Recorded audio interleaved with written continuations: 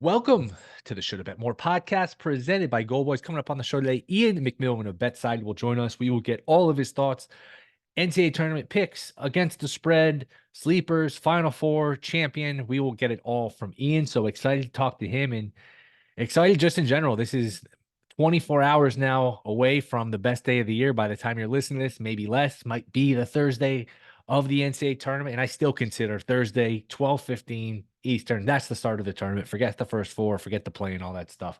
Those are playing games. This is the tournament. Starts at Thursday, and I'm excited for it. So I'll get into all my picks here. Some of these lines have moved, but I know people think because I picked Florida Atlantic last year to make the Final Four that I'm going to pull another one out of my hat. I do have a sleeper pick. That's when you pick a 40-1 shot like Florida Atlantic, that's not something you're going to duplicate every year. So I don't expect to duplicate that, but I'm going to try. Just first off, a couple that jump out to me in terms of the spread. I really like Houston. I think coming in off a bad move, a terrible performance against Iowa State in the Big 12 title game, they will get a Longwood team that they will absolutely maul. So Houston laying the points up to 24 in a lot of spots, open 22. So I understand that movement. That line was a little short.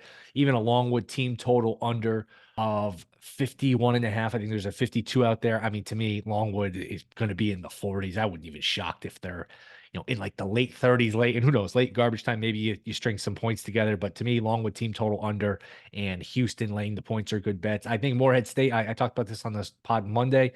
I think Morehead State hangs around against Illinois. They play slow. They have good guard play. Illinois is coming off a conference tourney title. I like fading those teams. The 3 games in 3 days, there's a rest advantage here with Morehead State. And Illinois doesn't get any stops. So Morehead is a team as a 14. And usually, like, it's become a pretty regular thing here, an annual thing where a 14, 15, or a 16 wins. I mean, usually it was a 12 beats a 5. That's not even an upset anymore. Now it's really like a 14 and lower, 13 and lower is what's a real upset. I would even say 14 and lower. So Morehead hanging around in this game and making competitive would not shock me. So I do like Morehead plus the points. So those are the ones that jump out to me. I would expect UConn and Stetson. I mean, 26.5 is a lot. I would, I don't know. I would stay away. UConn's got a long path ahead of them here where they got a tough bracket and they really got a tough bracket. So I don't know. Does Hurley pull his guys early and Stetson gets the back door? That's the one I'm not very confident in terms of the other 1 seeds. I do think Purdue will be ultra motivated when that line comes out. So those are some of the ones that jumped out to me. As far as my Final Four, I am going to go with UConn, which is chalk. I'm going to go with Creighton to come out of that bracket. I don't like Houston long term. I just think they have too many dry spells offensively. I think they're too reliant on the refs where you can call a foul or not call a foul on every play. They're so aggressive. They're so handsy. And I just don't trust that offense. So I am going to take Creighton. I'm going to take UConn. I wanted to take Florida. I think that the big guy being out there, center breaking his leg, and that was a gruesome injury on Sunday in the SEC title game. They're such an offensive rebounding oriented team where he's a big part of that. And if he's not going to play, not if he's not going to play, he broke his leg, he's not playing. That I think hurts Florida's ability to make a run here. I like the guard play. I like the coach. I wanted to pick them, but I'm going to go with Kentucky and just hold my breath that the NBA talent takes over. And they've got like 6 or 7 NBA guys. So them getting to a Final Four is going to be my third pick. And this is the sleeper. The West is the region where you can see some craziness happen. UNC is not a 1 seed, even though they are a 1 seed. They're 9th in KenPom. They are not deserving of a 1. So I've seen some people pick St. Mary's, Baylor. There's some crazy picks out there. I think Mississippi State, if they can get by Michigan State, and look, they might be out. They might be the first team out of this tournament. They're the first game, noon Eastern against Michigan State that Thursday afternoon. So they could be knocked out early. But if they get by Michigan State, it reminds me of Florida Atlantic Memphis last year, where the winner of that game was very live. And we saw what Florida Atlantic went on to do after they won a coin flip game. We're lucky to get by Memphis, but they did. I like this Mississippi State team. They're long, they're athletic, they play really good defense. Jans is a good coach. He won at New Mexico State. He was a tournament mainstay there. He's come to Mississippi State, and they're not great on offense. They're not great shooting, but if they can just get up from, I think they're 32% from 3. If they can just get on a streak where they string a few games together and they could shoot 36, 37% from 3, which is like an extra 3 or so a game. It's not crazy, an extra 3 or 2. They can bother Carolina. They can make that life hard on Carolina. If you can beat Carolina, which I think they can, I think, like I said, UNC is a very soft 1 seed, then the bracket really opens up. So Mississippi State coming out of the West as my sleeper here. So UConn, Creighton, Mississippi State, and Kentucky. And I have UConn versus Creighton for the 3rd time this season, and UConn going back to back. I feel like everyone's picking them. I understand it. And I don't think there's great value. And I saw this number move. It was plus 450 last week, and it was 4-1. Then the brackets come out and it's down to like plus 380. It's under 400 in some spots. I don't know why that number would move after the bracket. Like, you see the bracket, like, got a tough draw and the number moves the other way. That I don't get, but I do think they're good enough to overcome this draw. They are playing close to home, which balances out some of the tough draw. You're going to get to play in Brooklyn and Boston, and you're not going to have to get on a plane until you go to Arizona for the Final Four. So they can just win in so many different ways. They have size, they have shooting, they got a good coach, they're deep. They're a great team. They really are a monster team. I trust them more than anybody. They have these runs where they can just, they can be down 7 and go to from being down 7 to up 8 in the blink of an eye. They are just so explosive. So look, I know the format works against them. It's one and done, but I think they survive. And look, they'll probably have a close call along the way. Last year, what they did where they just buried everybody, that usually doesn't happen. But I think UConn over Creighton in a final is where I'm going to go. All Big East final. So 2 SEC teams, 2 Big East teams. I think it's wide open after UConn. I think wouldn't be shocked if some of these bigger teams get knocked off early. You can't trust the Purdues and the Tennessees. We saw Houston have a horrible performance in their conference tournament. So should be a lot of fun. It's here. Next, we will talk to Iain MacMillan. We'll get his thoughts. That is next. This is the Shoulda Bet More podcast. All right, we are back. Shoulda Bet More podcast, and he is back. You can hear him Bet-sided, the Bacon Bets podcast. Talk a little March Madness. Iain MacMillan. Iain, the best time of the year. What's going on, man? It truly is the best time of the year. There are a lot of sporting events we watch and bet on. I don't think anything is better, not only just March Madness, but specifically the first 4 days of March Madness is, in my opinion, the best 4 days on the sports betting calendar. I can't wait.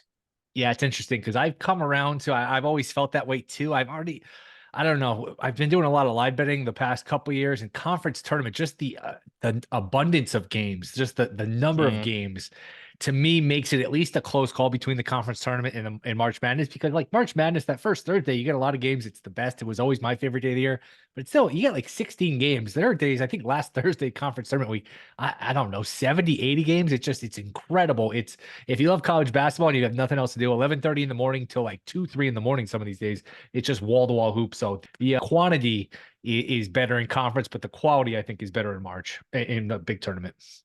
Yeah, I will say the Players Championship, the golf tournament, takes a little bit of my attention during conference championship week, so I'm not as locked in. Whereas, I mean, this week's golf tournament, the Valspar Championship, I'll have a couple outright bets and then just forget about it because I'll be so locked in on March Madness. So I will say that the Players does take away my attention a little bit during conference championship week, but yeah, I won't argue with you there.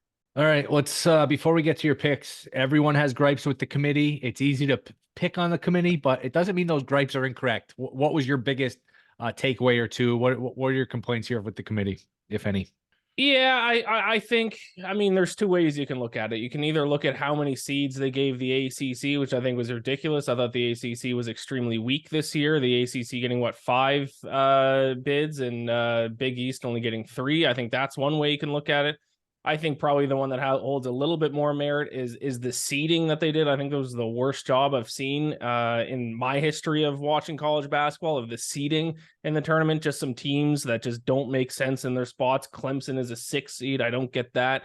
There's a handful of other ones too. And then you put like Iowa, like in my opinion, heading into this, there's 2 teams outside of the 1 seeds that I was looking at winning this whole thing. It was Iowa State and Auburn, and they are now in the same region as the number 1 overall seed in UConn. That just does not make any sense to me either. So the worst job in my history of watching the tournament in terms of the selection committee, not only with the teams they chose in the tournament as a whole, but also how they seeded these teams. It's just not good this year. Not good. But then I'll say that once the ball tips off, I'll probably forget about all that. Oh, sure. Once these games are like you said, once the games start, we have lines to handicap. We've got games to watch. We got games to bet. It's there's bigger problems in the world than you think back to 4 years ago. We had no games at all. I mean, look, it's all, you got to keep it in perspective, but still, they did a terrible. I mean, Duquesne is at 11. That's one that's going to fly under the radar because once people look past the first few seeds, nobody cares. 11, 12, 13, all kind of blends in. Like Duquesne on the 11 line with New Mexico on the 11 line. Like New Mexico is in the 20s for Ken Palm and Duquesne's in the 80s. Not that Ken Palm is perfect, but my goodness, that was very strange. And leaving St. John's out of the tournament, putting Virginia in, I don't know what they do on these Saturdays and Sundays. It's almost like, hey, we're just going to make our bracket and we're going to slide in whoever these last few teams and they just take Sunday off. Yeah, that definitely is how they felt like with Duquesne. They were just like, well, Duquesne actually ended up winning this tournament. We already had the 8-10 winner going in that 11 spot. So I guess we'll just put Duquesne in there in that 11 spot. So not great. What is your favorite bet, favorite couple of bets?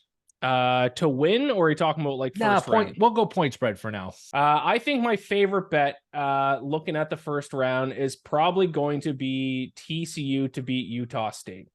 That's a 9-8 matchup. I think it's a terrible stylistic matchup for Utah State. Utah State struggles on the interior in terms of their defense, and that's exactly where TCU can hurt you. They take a lot of 2-point shots. That's where they're the most effective.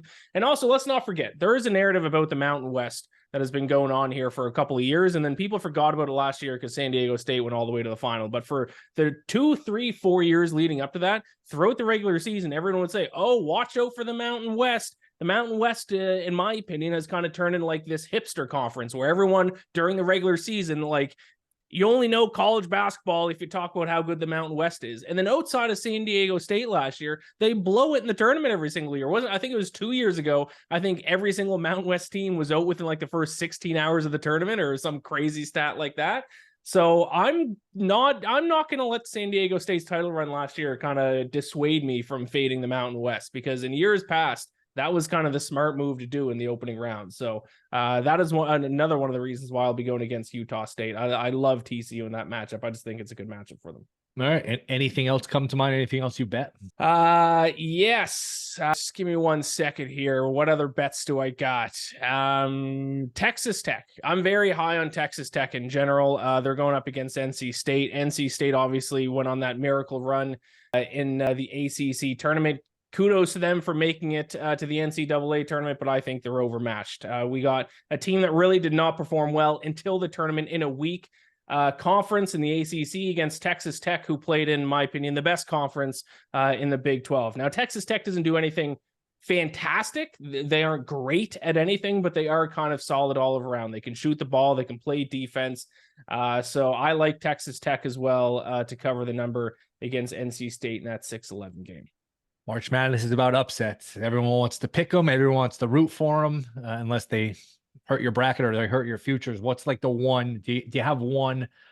I guess I don't even count 12s anymore. I guess 13, 14, 15. And if you want to go a 16, go for it.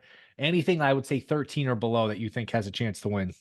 Yeah, the seed I'm looking at is a 14 seed to upset a 3 seed. It is a team, the 3 seed is a team a lot of people like to go deep. I do not like this team whatsoever. It is Creighton. I'll be taking Akron to beat Creighton in the first round. Creighton, don't get me wrong, they can shoot the lights out. They also have a great shooting defense. But Creighton has some holes that is going to cost them in this tournament. Now, maybe it doesn't happen in the first round, but it certainly could. And those holes are, they are dead last in the country of all Division I college basketball teams, dead last in forcing turnovers. They can't force turnovers to save their lives. They can't grab offensive rebounds. And as a result, when you look at their extra scoring chances per game, it's at -4.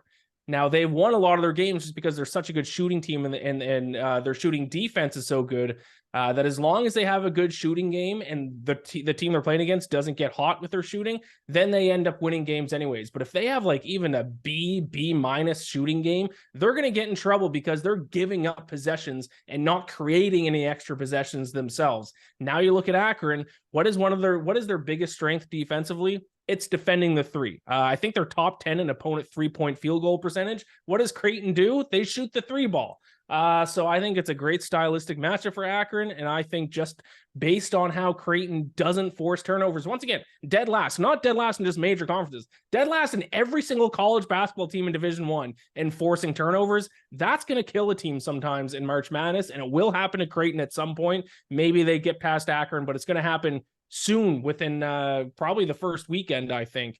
But I will take Akron. I'll take them to pull off that upset. So did you just put them in your brackets? Did you take the 12.5? Did you take the money line or all of the above? I definitely took them in my bracket for sure, because as we all know, we have to take some upsets in the bracket. You can't just take the higher seed every single time. I do plan on taking their spread for sure. I'll probably sprinkle on their money line as well. I would think with a 14, we'd be getting a little bit more bang for your buck. I'm looking at DraftKings 6-1, FanDuel plus 640. I mean, again, look, if you're cashing a plus 640, you're very happy about it. But you just think like a 14 CI, maybe I'm getting 8-1 double digits.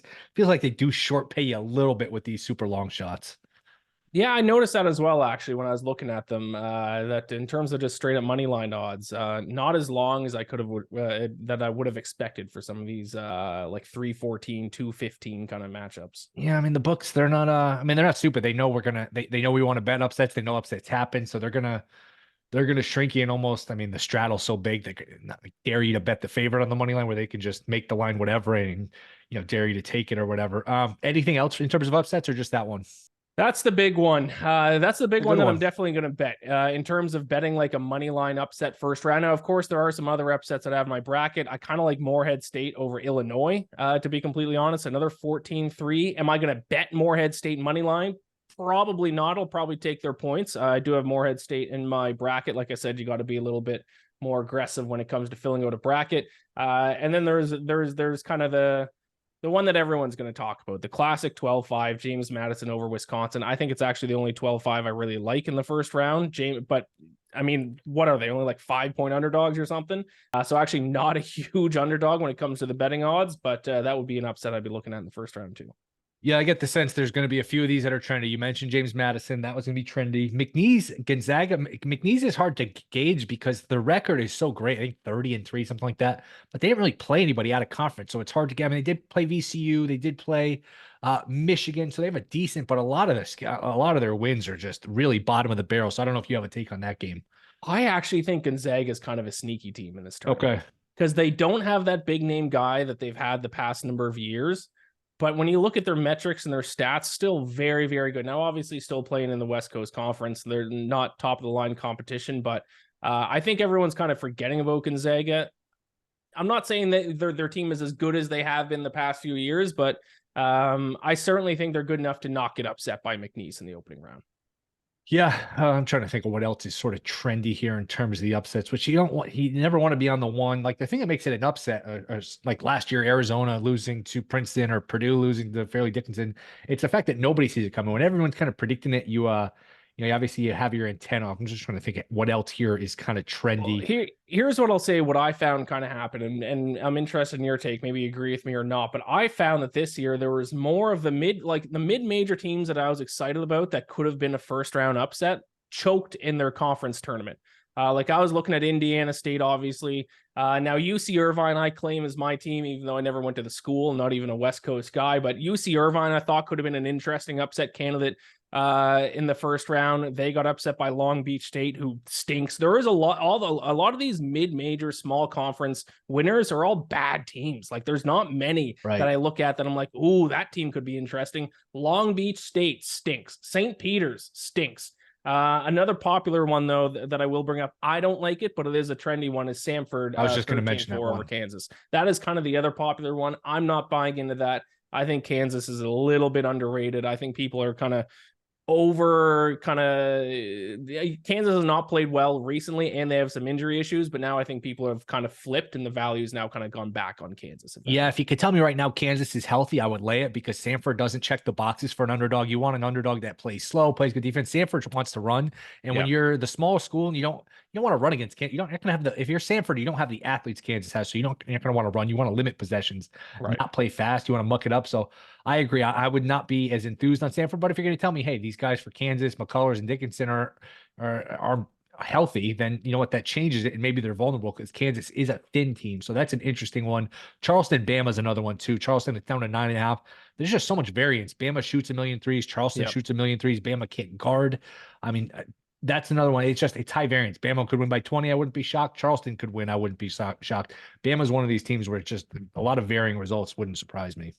Yeah, those teams that rely on shooting the three ball is tough because to win the NCAA tournament, how many games in a row is it? 6 games you have to win in a row. Yeah. You have one cold game shooting threes and that's it. You're gone. So unless I'm mistaken, I don't think in recent history, like a 3-point shooting team has gone on and won. Like a team that, and I'm not talking like, obviously teams can shoot the three, but like teams like Alabama, teams like Creighton, who are like top 10 in the country and 3-point shot rate, they just have that one game where they just can't hit a shot and they're done. How about Yale? Can Yale hang with Auburn?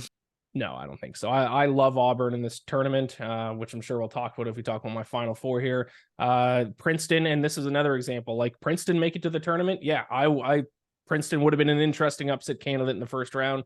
Yale, while I do think Yale was the second best team in the Ivy League, I really think Princeton was the only team in that conference that could have made noise, especially against an underseeded Auburn team. Auburn's a lot better than a 4 seed.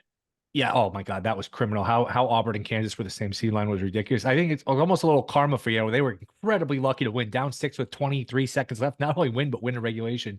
But you remember last year, Yale was the one, and they had to play the title game of the Ivy in Princeton. So maybe this year Princeton deserved it, but last year probably Yale deserved it. It was not fair as the 1 seed. You have to play on the road there. You alluded to it. Your Final Four. If you want to give us your Final Four, your Elite Eight, take it whatever direction you want to go. Let's hear it. Yeah, let's do it. Now I will say, you can't hold me to this. I do like to tinker with my bracket. I'm sure by the time the games tip off, I will tinker with it a little bit, but I did go through and I filled it out all last night. I have 0 1 seeds in my Final Four. Oh. So Elite Eight, I got Auburn against Iowa State. I talked about it earlier. 2 teams I absolutely love, play great defense, playing great basketball heading into this tournament. Auburn obviously have beaten UConn. So in the Elite Eight, I got Auburn over Iowa State. In the East region, in the West region, I have Arizona over Alabama. Arizona, not a team we talked about, but I think if every team played their A+ game every single night, Arizona is the best team in the country. The issue is they don't play their A+ game every single night. But if they can in this tournament for however many games it lasts, I don't think anybody can beat them. So I have Arizona beating Alabama in the West region for the Elite Eight.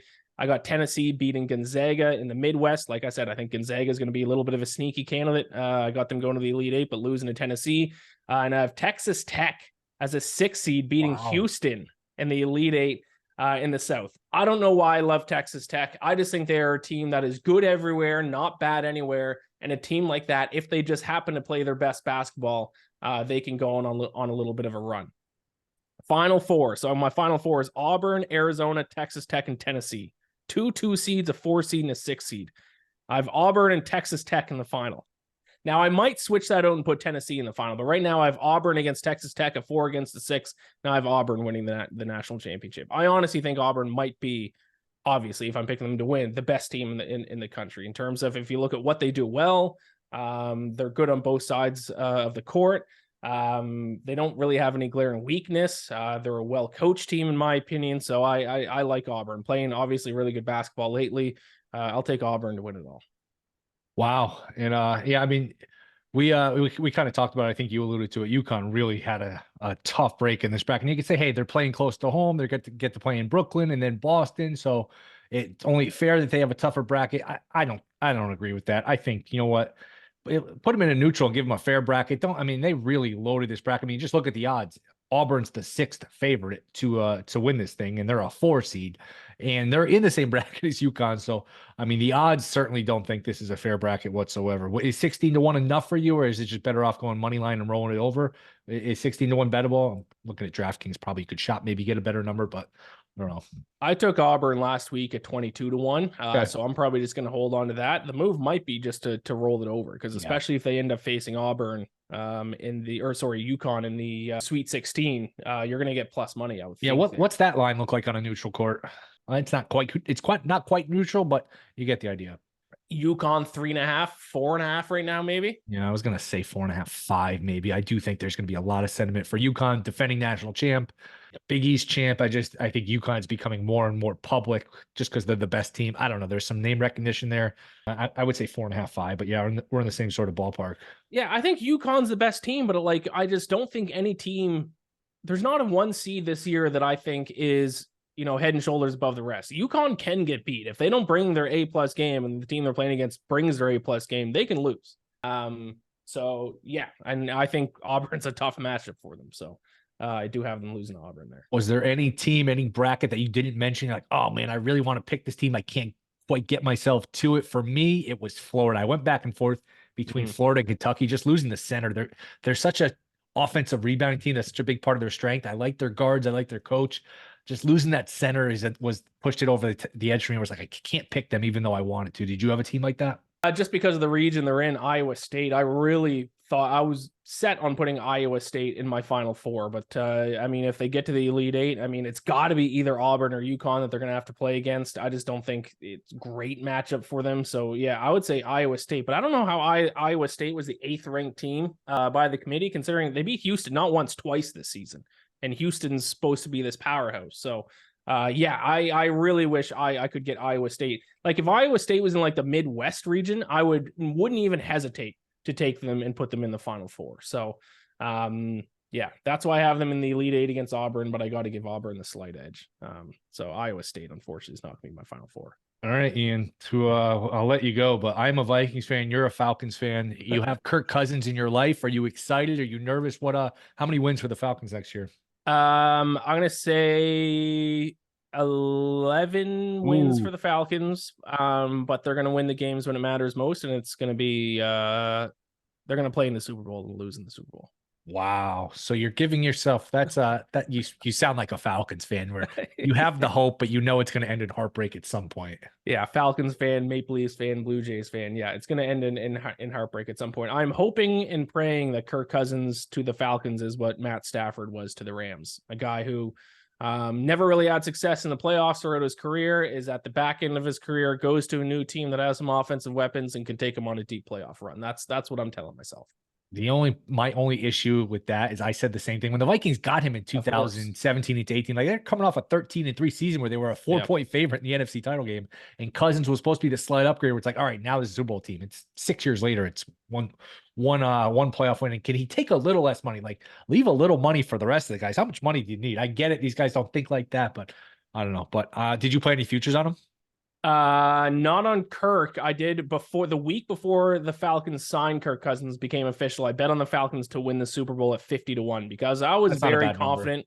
I was very confident they were going to sign Kirk. And I was like, when they announced this next week that these odds are going to get cut in almost in half. And that's basically what they are now. They're like 25-1, 30-1. So, which is not bettable, but in that division at 50-1, I mean, you got weapons, you got, the NFC. I mean, I don't know, the NFC, you still have Dallas, you have San Fran. Philly's going to be the interesting team where I don't know what the Eagles are. Are they the team 2 years ago? Or are they the team this past year that quit? Philly is a team that's going to be confusing, but I mean, 50-1, that's a good number. Yeah, I mean, assume they win the NFC South, which they're even money favorites to do so now. Then I'd be holding a 50-1 ticket on a team that's in the playoffs, hosting at least one playoff game. Like everyone would take that ticket if they could. So, yeah, that is how I've bet this whole Kirk Cousins saga. Ian, you're the best. Where can everyone find you? Yeah, on Twitter, X is the best place. Iain MacBets, IAIN MacBets. And you can read my work at fansided.com/betsided and check out the Bacon Bets podcast as well. Did release an episode this week going game by game through my bracket as well. So check that out. All right, Ian. Good to catch up. Hopefully we'll do this again soon. Absolutely, man. Take care. All right, that will do it. Thank you guys for listening. We'll be back Friday. I might just do a solo pod after the Thursday games because the games end late Thursday. By the time it'd be hard to get a guest that late and get it edited up. So maybe I'll just do a quick reaction pod Thursday to react to the games on Thursday and then preview the games on Friday, that kind of thing. So I'll have something up Friday. Look for that. Appreciate you guys listening. See you then.